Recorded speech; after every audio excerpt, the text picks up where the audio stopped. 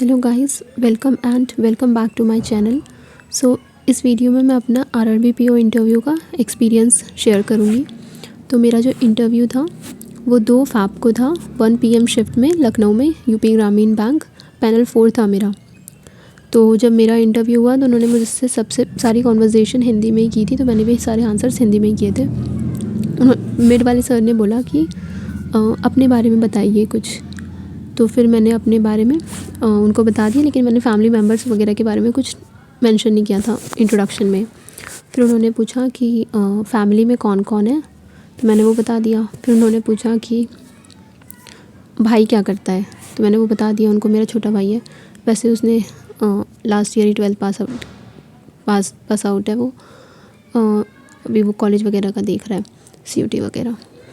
तो फिर उसके बाद फिर उन्होंने पूछा कि नेक्स्ट सर ने पूछा प्रायोरिटी सेक्टर लैंडिंग के PSL पूछा उन्होंने, तो मैंने बता दिया प्रायोरिटी सेक्टर लैंडिंग।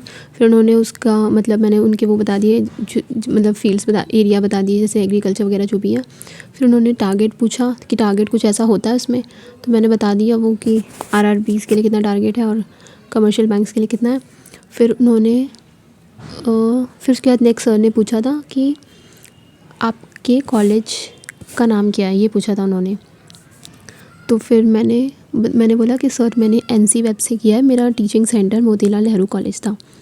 तो फिर उन्होंने सर ने कहा NC, मतलब उनको समझ में नहीं आया था मैंने क्या बोला। उन्होंने बोला पहले क्या बोला आपने, तो मैंने बता दिया उनको पूरी फुल फॉर्म। तो उन्होंने बोला कि रेगुलर क्यों नहीं किया आपने, तो मैंने बोल दिया सर उतने मार्क्स नहीं थे। तो फिर उन्होंने बोला अच्छा ओके। तो फिर उन्होंने फिर पूछने लग गए वो कि क्लासेस मतलब नहीं होती थी उसमें, मतलब डायरेक्ट एग्ज़ाम देने जाना होता था। तो मैंने बोला no sir, Saturday Sunday classes होती थी और बीच में रेगुलर क्लासेस भी होती थी उसकी, और इसकी भी मतलब कट ऑफ निकलती है NC वेब की। तो उन्होंने बोला ओके। तो फिर उन्होंने पूछा बजट रिलेटेड एक क्वेश्चन पूछा था, वो मुझे आया नहीं था। और फिर उन्होंने मुझसे पूछा कि अगर आप बैंक में आते हैं तो आप किस तरह से कंट्रीब्यूट करेंगे RRBs में आके। तो फिर जो जो मुझे समझ में आया था मैंने उसका आंसर कर दिया था। फिर मैम ने पूछा था कि करिश्मा, तो एक करिश्मा कपूर फेमस पर्सनालिटी हैं, सेलिब्रिटी हैं, तो वो किसकी ब्रांड एम्बेसडर है।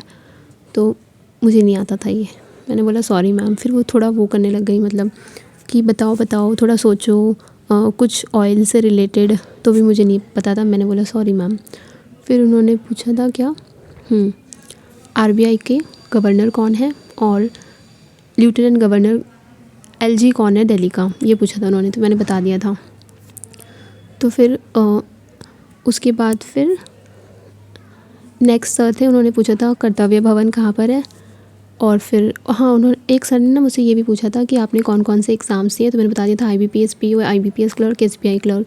तो वो सर कहते हैं कि SBI क्लर्क का रिज़ल्ट आ गया है, तो मैंने बोला कि नो सर अभी नहीं आया है।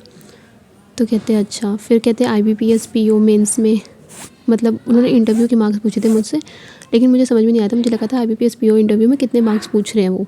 तो मैंने बोला सर मेरे 1.7 मार्क्स से कट ऑफ रह गई थी। तो उन सर ने कहा कि नहीं इंटरव्यू में कितने थे, तो फिर मैंने उनको बता दिया था इंटरव्यू में कितने थे। फिर उन्होंने बोला ओके। उसके बाद फिर बस यही क्वेश्चंस पूछे थे मुझसे।